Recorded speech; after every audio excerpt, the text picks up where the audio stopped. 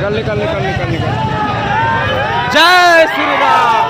ओहो, जय श्री राम। अमन भैया छूटेगा,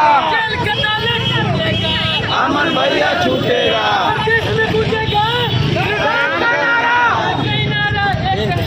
जय श्री राम, जय श्री राम।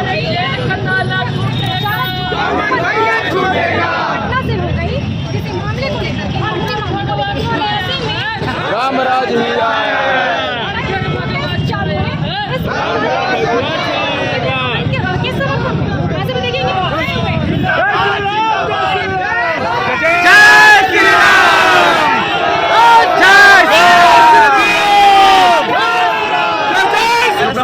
कानून में प्रावधान है कि एक घटना का एक एफआईआर होना चाहिए। एक घटना का 2 एफआईआर होता है। एफआईआर संख्या 105/24, एफआईआर संख्या 106/24। एफआईआर होता है। सेक्शन देखिए यहाँ पे क्या क्या लगाया जाता है। 147, 148, 149, 341, महतो, सिकंदर महतो, प्रकाश महतो, गिरिधर महतो, देव राणा, ये सब नाम दिया जाता है, देख सकते हैं।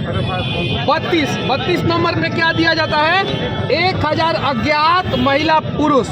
ये नहीं लिखा जाता है कि लगभग 1000 अज्ञात है, और काउंटिंग भी है इनका एकदम एग्जैक्ट कि 1000 अज्ञात है, यानी इन लोगों ने गिना होगा। इनको लिखना चाहिए लगभग 1000 अज्ञात। यहाँ पे देखिए, यहाँ पे देखिए, चलिए थोड़ा पीछे चलिए, पीछे चलिए। यहाँ पे कुछ कंट्रोवर्शियल चीजें हैं, जहाँ पे साफ साफ लिखा गया है कि मुस्लिम मोहल्ले से रामनवमी जुलूस के पार कर जाने के कारण मुस्लिम समुदाय के लोग उग्र हो गए। अब जरा बताइए, प्रशासन खुद दंगा भड़काने का प्रयास कर रहा है, यहाँ की सरकार खुद दंगा भड़काने का प्रयास कर रही है। अगर रामनवमी का जुलूस लेके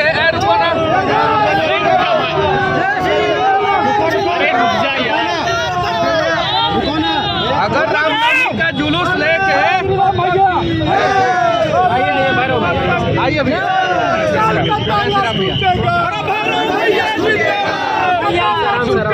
साथ में क्या सॉल्यूशन निकलेगा मनीष जी? आज आप बीजेपी के नेता बन करके यहाँ अमन जी के सपोर्ट में आए हैं। सुबह सांसद जो मनीष जायसवाल है हजारीबाग के, वो भी सपोर्ट में दिखे, और भी कई गुजरात से भी कई लोग आए जो देखिए, गुजरात से जो है उपदेश राणा भाई आए हैं, गुजरात से चल के आए हैं, और इसी केस में अमन भाई को इंसाफ दिलाने के लिए आए हैं।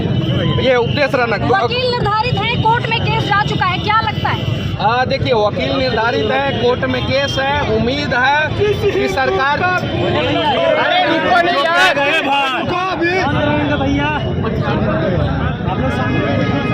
खून खौल गया होगा तो उसके बाद से हम आगे कंटिन्यू करेंगे, ठीक है। खून खौलाने की जरूरत नहीं है, लड़ाई लड़ने की जरूरत है, और शांतिपूर्वक लड़ाई लड़ने की जरूरत है। अगर में बकरीद शांतिपूर्वक मन जाता है, जिस गांव में ईद शांतिपूर्वक मन जाता है, उसी गांव में हिंदू लोग जो है ना रह जाते हैं। आपने सॉल्यूशन नहीं बताया, सॉल्यूशन क्या आप लोग करने के लिए यहाँ सड़क पे सॉल्यूशन चल रहा है? देखिए, हम लोग सरकार को जगाना चाहते हैं, जो सरकार सोई हुई है, कि देखो भाई, अगर जो है अमन कुमार के केस में जो है आप किसी भी प्रकार का दबाव डाल के जो है उनको सलाखों के पीछे रखने का प्रयास करोगे, तो हम आज हजारीबाग में इकट्ठा हुए हैं, कल जो है सीएम साहब का आवास घेर लेंगे। बिल्कुल। अच्छा, हम लोग आवास घेर लेंगे सीएम साहब का। एक सवाल का जवाब। हाँ।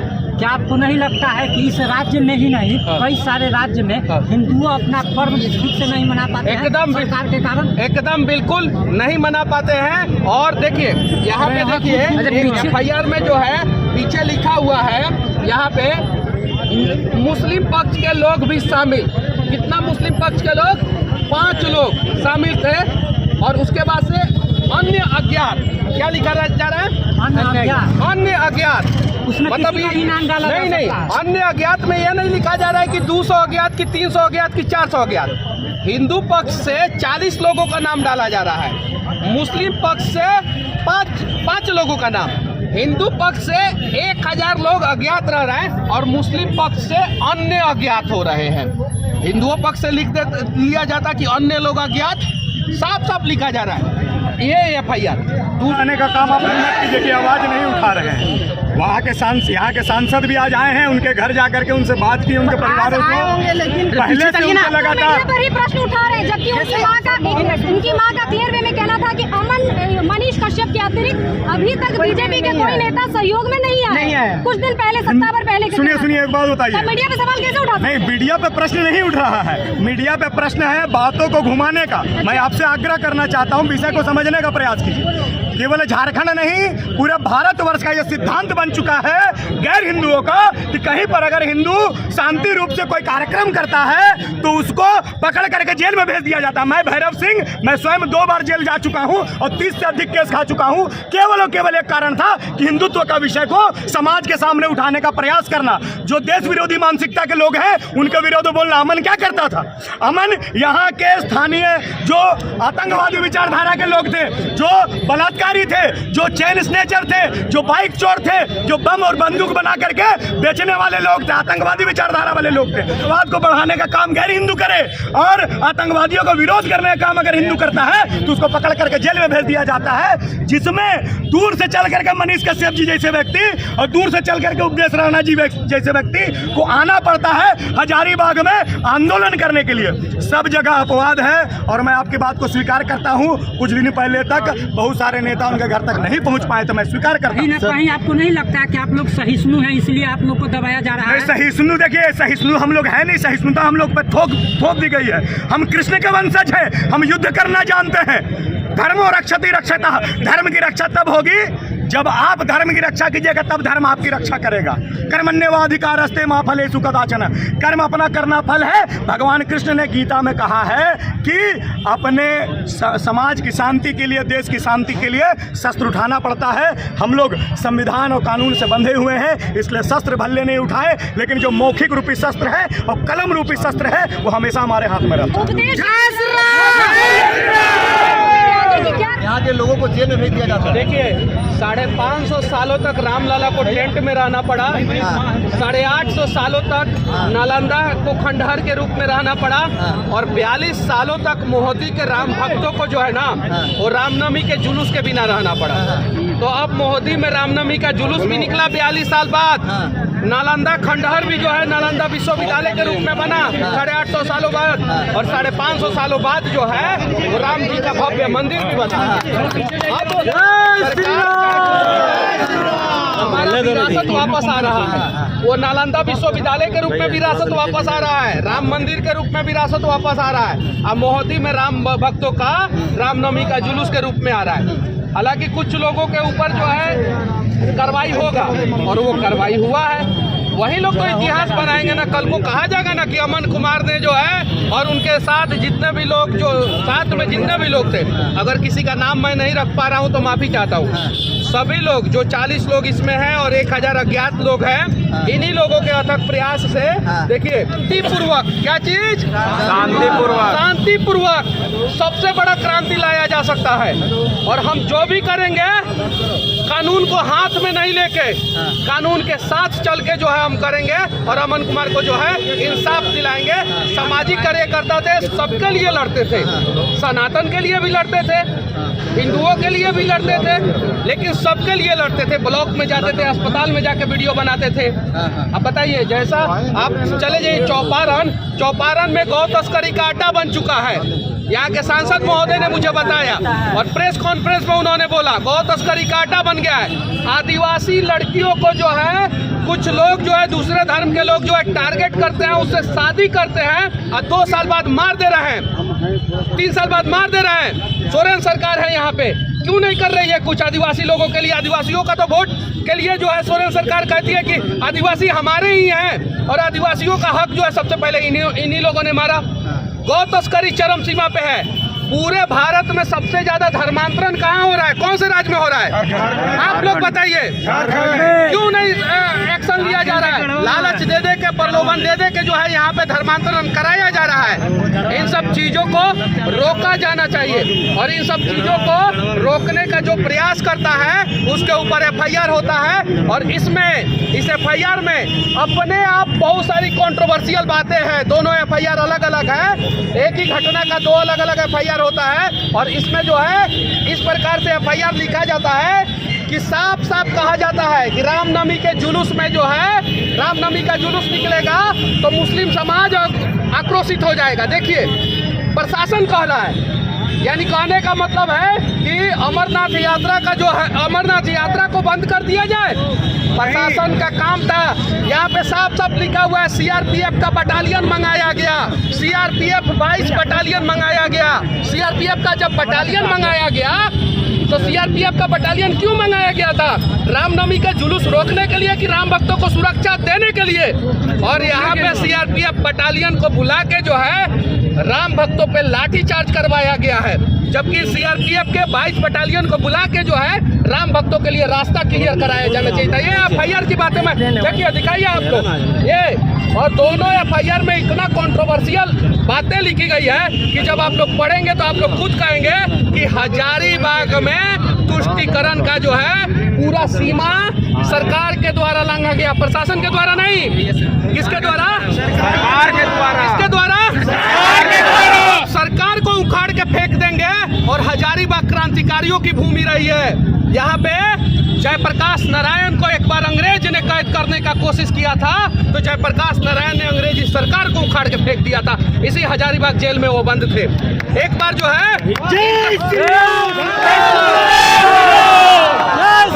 उनकी माँ है यहाँ पे, मैं बताना चाहता हूँ, उनकी माँ है अमन भाई की। ये सिर्फ अमन भाई की माँ नहीं है, ये मेरी भी माँ है। जब मैं जेल में था तो मेरे लिए सैकड़ों वीडियो इन्होंने बनाया था।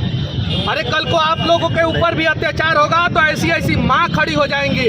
तो एक माँ को इंसाफ दिलाने के लिए आज अमन कुमार से ज्यादा जरूरी है इस माँ को इंसाफ दिलाना।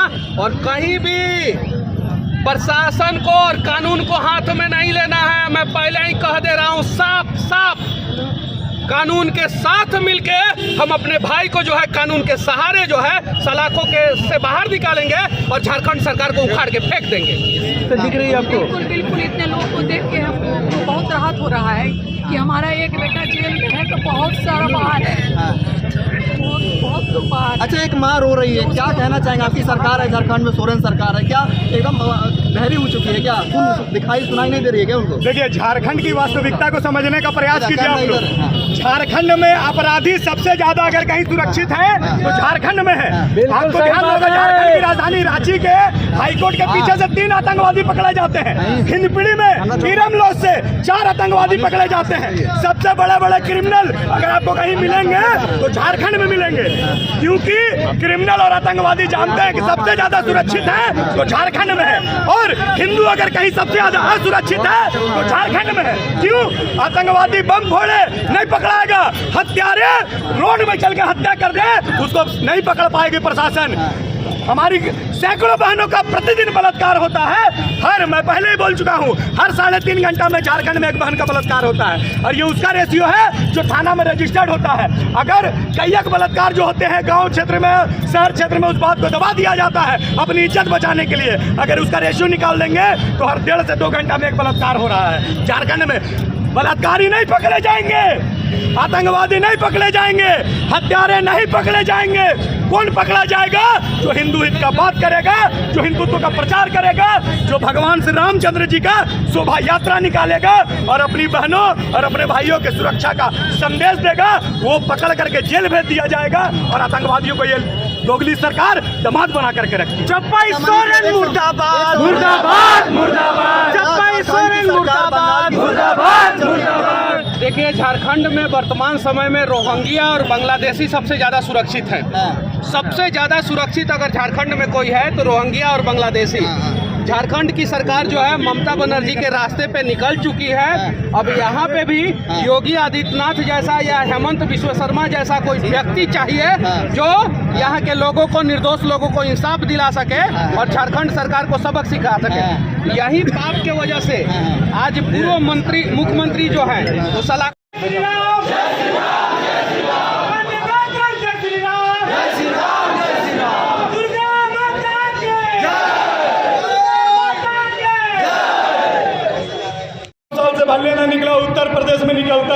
किसी का बाप का औकात था वो FIR करने का? नहीं। किसी का औकात नहीं जान रहा है। वहाँ नहीं सुन लीजिए, वहाँ क्या है, वो जानता है कि राम जी का जुलूस निकल रहा है, एक ईटा गलती से चल गया तो हमारा घरे बुलडोजर चल जाए। एक चीज की कमी है यहाँ पे। एकमात्र वहाँ मर्द आदमी बैठा है जो क्या बोलता है कि हम शांति से त्योहार मनाएंगे हिंदू लोग, और जो शांति से दूसरा को भी मनाएगा और नहीं मनाएगा तो शांति से मनाने सिखा देते। औकात होना चाहिए ना बोलने के लिए जी। आज झारखंड में चलता हुआ यहाँ पर कोई आदमी हाथ उठा करके बोल दे जो 10 बजे रात को अपनी बहन को दुकान तक भेज दे कि जाओ बेटी, जाओ दीदी, आधा लीटर दूध लेके आ जाओ, भेजिएगा? 10 बजे रात को नहीं भेजिएगा। क्या है, आप जानते हैं कि सुरक्षित नहीं है। सबसे बड़ा लुटेरा है। हाँ ये है सबसे बड़ा लुटेरा, नहीं लुटेरा के बाप है। बाप बेटा अभी बेटा बदल गया, सब लुटेरा। हाँ अब तो पुतोह आ गई, वो खतरनाक लुटेरी। हाँ और सुन लीजिए एक बात याद रखिए, वहां पर झारखंड में जब बहनें सुरक्षित नहीं है, काहे कि यहाँ पर कोई भाई निकलने से डरता है अपनी बहन अगर निकल जाएगी तो, लेकिन